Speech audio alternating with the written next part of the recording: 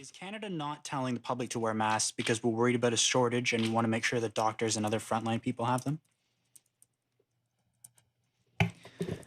I think there's two separate reasons. I think for sure, absolutely, we want to protect our frontline healthcare workers, and prioritizing supply in that setting is critically important. And we're looking at all sorts of different avenues to procure.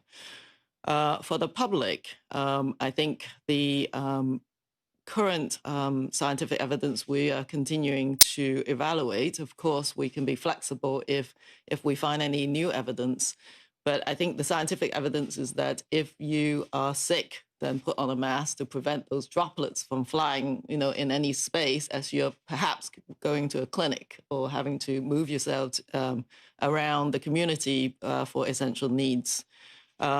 Putting a mask on an asymptomatic person is not beneficial, obviously, if you're not infected. If you're a close contact of a case, and under certain circumstances, especially, you'll also be in self-isolation, by the way, if you're a close contact of a case. And you also need to move for any essential reason. That's perhaps another situation.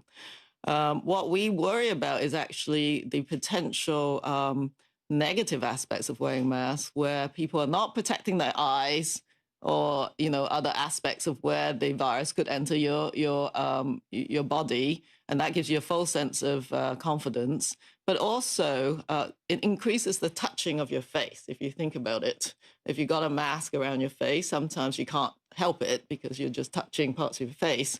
The other thing is the outside of the mask could be contaminated as well. So the key is hand washing, absolutely, for sure. It doesn't matter what you're doing, hand washing is really key. When you're removing a mask, in numerous infectious diseases, even in the hospital setting, we find that it's removing personal protective equipment that can actually lead to infections. So if people try to use these measures, they have to be really, really careful and wash their hands.